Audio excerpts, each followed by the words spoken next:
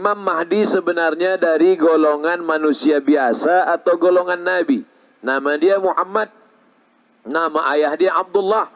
Ketika dia datang, dia akan menebarkan qistan wa adalah, keadilan. Awal-awalnya orang ingin mengangkat dia sebagai pemimpin, dia tidak mahu. Dia tidak pernah menampakkan dirinya sebagai lebih daripada orang lain. Tapi yang pasti dia adalah zuriat keturunan Rasulullah sallallahu alaihi wasallam. Bernama Muhammad bin Abdullah, namanya sama dengan nama Nabi sallallahu alaihi wasallam. Dia tidak melebihkan dirinya daripada orang lain. Dia akan menebarkan, dia akan dibaiat oleh para ulama-ulama. Dari mana ulama tahu bahawa dialah Imam Mahdi yang ditunjukkan Allah Subhanahu wa taala? Ittaqu firasatal mu'min. Takutlah kamu kepada firasat orang beriman. Fa innahu yanzuru binurillah, kerana dia memandang dengan pandangan Allah Subhanahu wa taala. Ada bisyarah, ada ilham. Kalau kepada para nabi diberikan mukjizat, maka para wali-wali diberikan karamah, maka ulama-ulama ini diberikan Allah Subhanahu wa taala nur.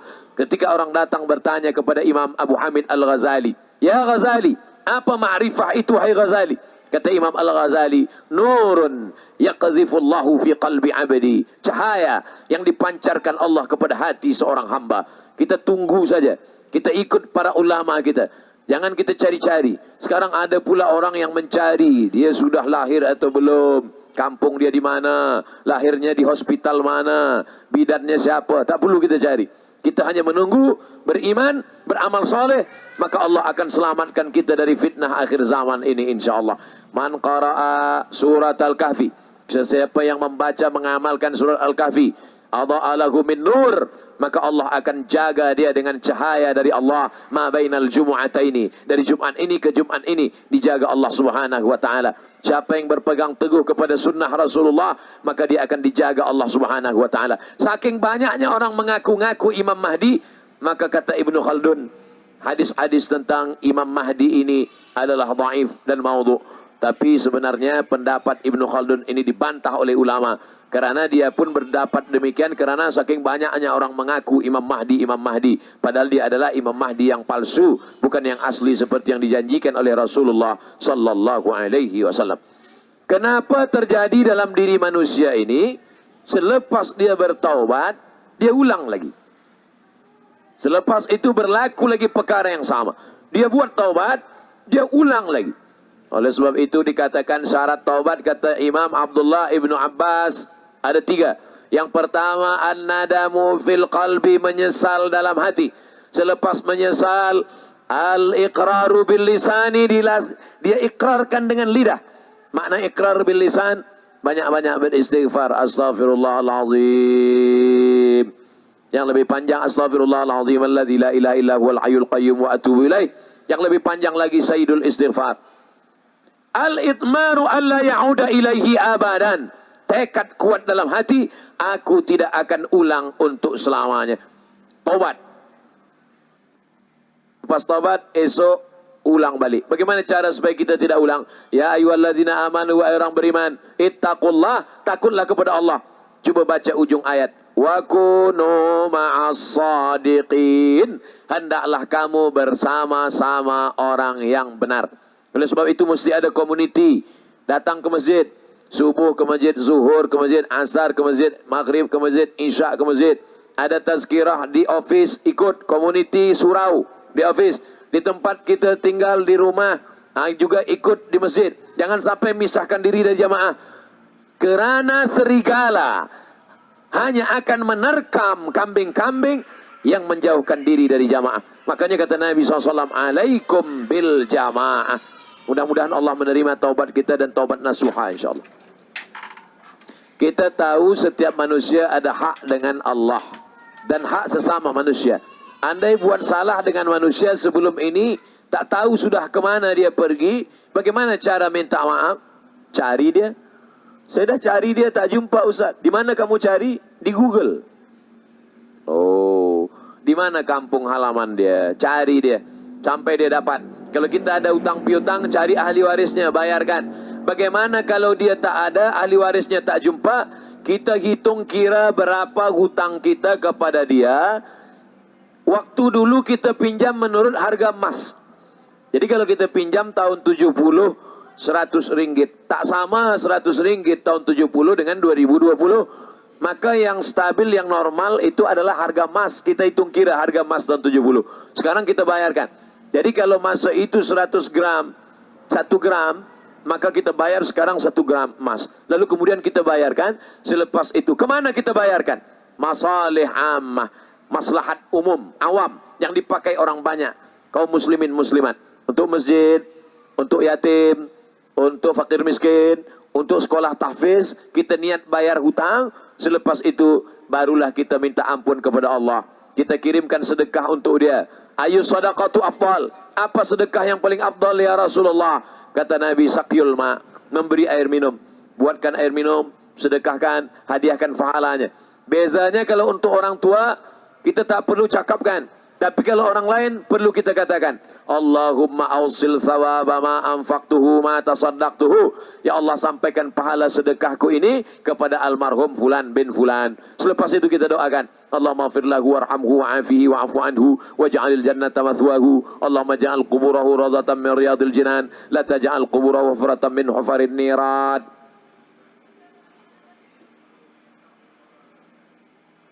Bagaimana kalau ada utang dengan orang tak Islam?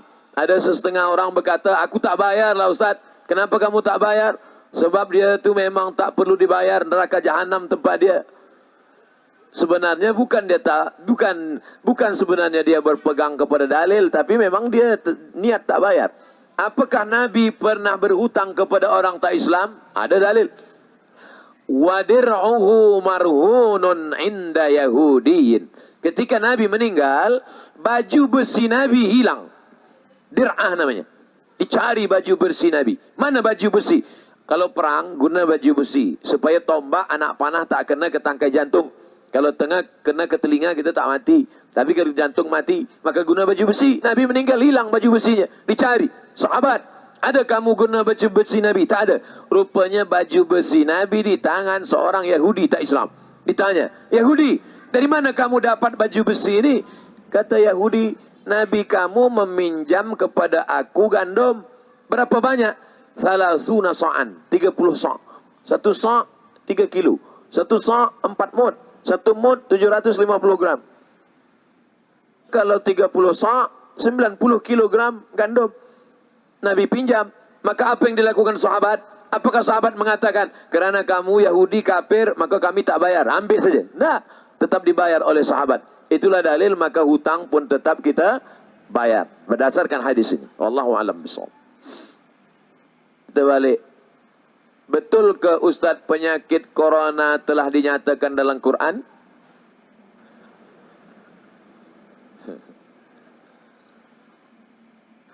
Dia tengok dalam FB dia. Corona zamana kazaba. Bukan Quran, itu Iqra. Corona datang pada masa banyak dusta, kata dia. Bukan ayat Quran. Adapun yang pertama menyebut virus corona ini adalah ulama dari Yaman. Bukunya 5-10 tahun yang lalu. Al-Habib Masyhur Al-Adani. Abu Bakar Masyhur Al-Adani. Dia sebut situ ada nama virus yang belum ada pada zaman sebelumnya. Tulis di situ humma al-corona. Humma demam, demam panas. Ko kaf waw ra waw non alif, corona. Tapi bukan Toyota. Corona. Dalam Quran tadi. Macam mana Ustaz andai solat jemaah di sebelah orang mempunyai bau badan yang kuat? Bau kurang pakaian sebelah orang baca kuat sikit sehingga terasa terganggu kita solat. Man akala basalan, siapa yang makan bawang putih, bawang basal, bawang merah, sauman, bawang putih, fala yaqrabanna falyatazil musallana. Siapa yang makan bawang putih, siapa yang makan bawang merah, maka jangan dekat-dekat masjid kami, kata Nabi. Kenapa tak boleh dekat masjid? Innal malaikata tata'adza. Sesungguhnya malaikat terganggu dengan bau bawang itu. Bawang. Kira-kira mana yang hebat? Bawang, petai ke? Sebab itu maka kita diajarkan, laula an asyqa ala ummati, kalau tidak memberatkan pada umatku, la amartuhum bisiwak, aku suruh dia bersiwak inda kulli salah, setiap hendak bersolat dia bersiwak. Makanya para habaib kita, para tuan guru kita, para syekh kita, sebelum dia jadi imam, saya tengok waktu Habib Umar datang ke Jakarta di Hotel Crown, solat subuh, saya tengok dia sebelum solat, sawu sufuf, kata dia, sebelum angkat takbiratul ihram dia ambil siwak. Gigi mereka bersih, tapi mereka nak ikut sunnah Rasulullah SAW, sawu sufuf. Oleh sebab itu maka bersihkan mulut. Kami tanya badan, Ustaz jawab mulut pula. Sedangkan mulut yang kecil aja dijaga, apa lagi badan? Oleh sebab itu maka mesti mandi, mesti bersihkan. Ada penyakit itu akibat perut kotor. Kalau usus lambung ini kotor, maka dia menyebabkan keringat kita bau, peluh kita bau. Maka mesti dimakan ubat, dia makan sehari dari pagi sampai petang, cari hari cuti, keluar semua, maka itu menyehatkan, cari ubatnya. Supaya hilang bau-bau ini semua. Makanya di antara yang disukai Nabi adalah itar. Makanya kalau dalam majlis maulid, dibakar itu bukhur daripada kayu gaharu, dibakar, dihidupkan. Orang yang tak faham dia sangka sedang memanggil jin hantu. Pergi ke Makkah dia tengok banyak jual kemenyan besar-besar, beli berkilo-kilo. Sebenarnya itu untuk apa kemenyan? Untuk mengharumkan. Sebab Nabi suka pada yang harum-harum. Dan malaikat-malaikat rahmat juga suka pada yang wangi-wangi. Maka kita pakai ini jauhkan daripada yang bau-bau. Kerana malaikat pun terganggu dengan yang bau-bau. Kita disuruh buat kebaikan, meninggalkan larangan Allah. Bagaimana kalau kita ini tidak buat dosa besar dan senantiasa kebaikan, cuma solat tak berjamaah.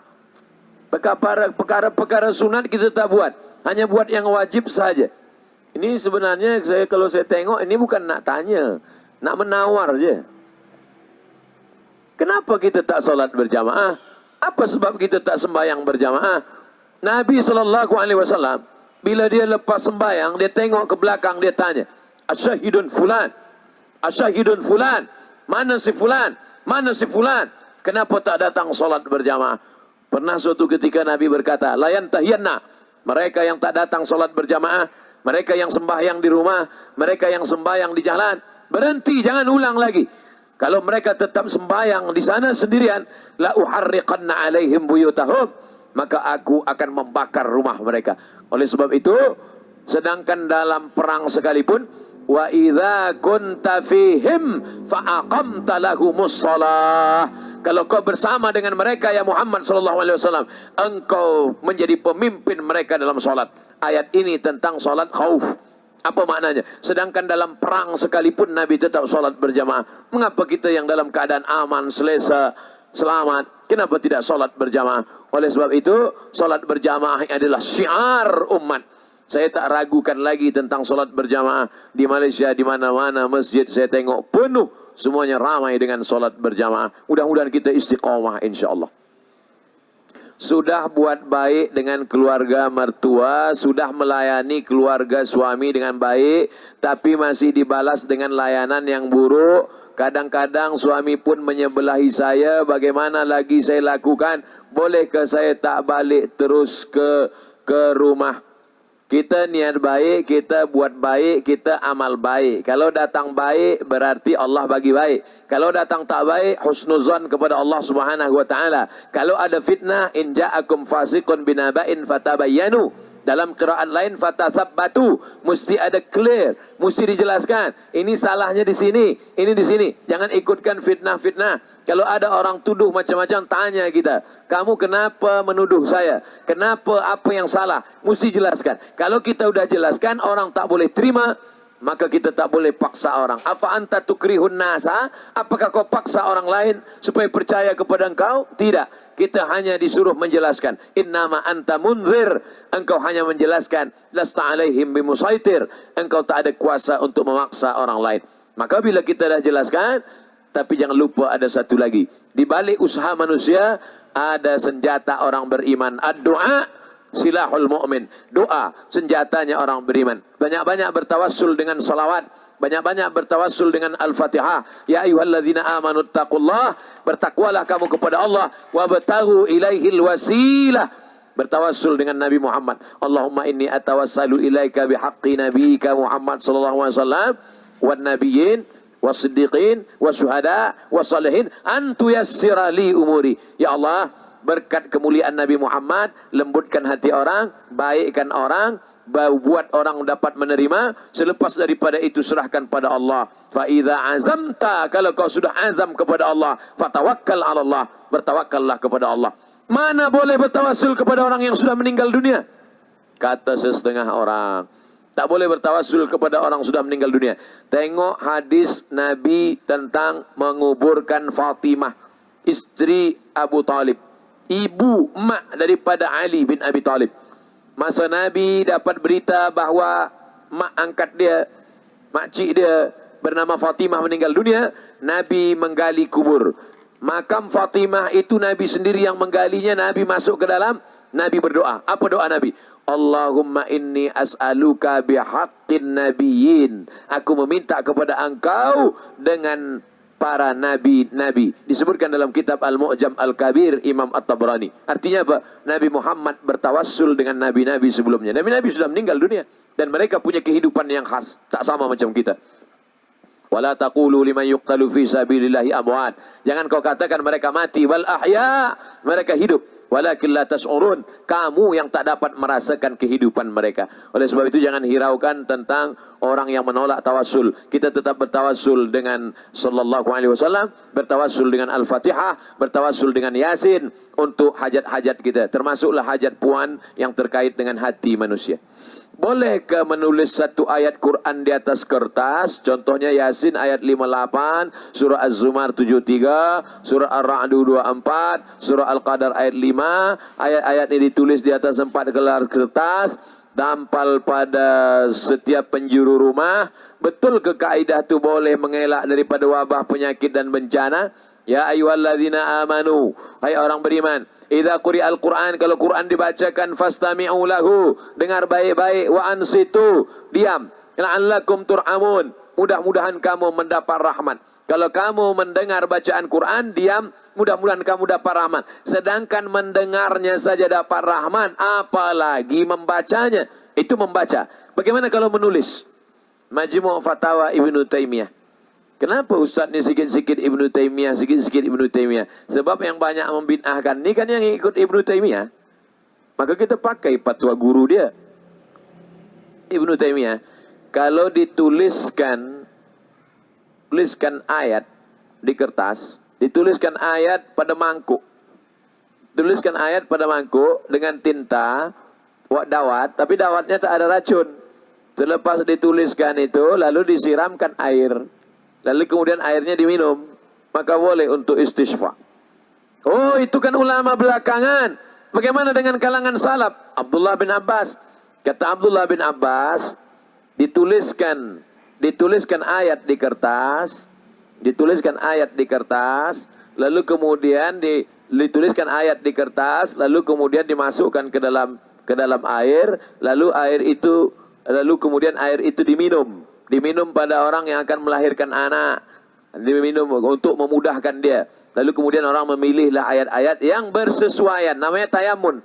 Tayamun artinya mencari yang bersesuaian. Dituliskan orang ayat di situ. Tok Guru, ayat apa yang Tok Guru tuliskan tadi?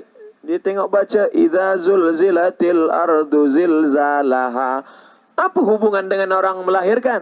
Wa akhrajatil ardu athqalaha. Sebagaimana keluar isi dalam perut bumi, keluar pula lah anak dari perut istrimu, kata dia. Menyesuaikan apa yang bersesuaian dengan yang ada dalam ayat. Littabaruk, untuk mengambil barakah. Boleh jadi dia dapatkan daripada ijazah daripada guru-guru dia. Saya dulu waktu menulis risalah doktorah, musyrifnya namanya Profesor Syekh Omar Al-Ma'ruf Ali. Saya datang ke rumah Syekh Omar Al-Ma'ruf Ali, dia tulis ayat. Setelah dia tulis ayat, lalu kemudian dia lipat. Setelah dia lipat, dia gulung, dia ikat pakai benang. Dia bagi pada ada jamaah yang sakit.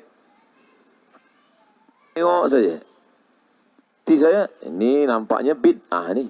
Wa kullu bid'atin dhalalah wa kullu dhalalah finnar. Apa kata dia? Abdul Samad, hadhihi tamimah syar'iyah. Ada yang tak boleh, haram. Tapi yang ini boleh sebab ini syar'i. Ini ayat-ayat ruqyah.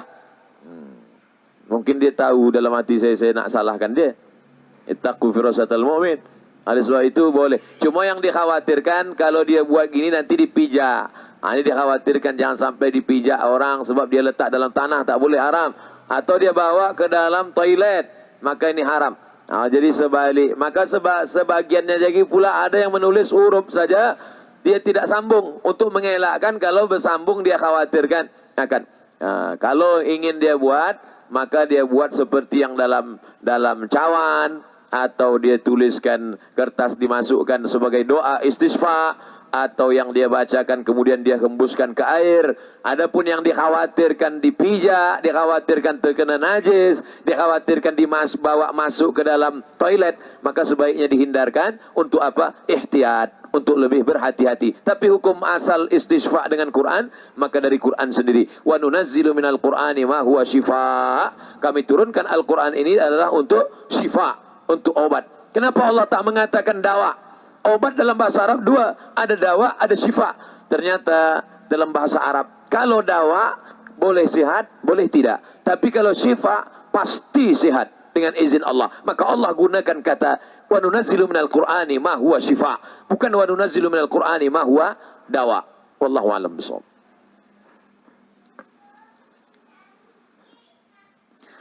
Mohon Al-Fadil mengumumkan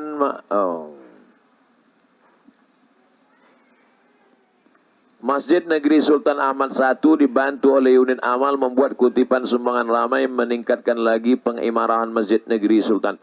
Segala sumbangan diucapkan ribuan terima kasih.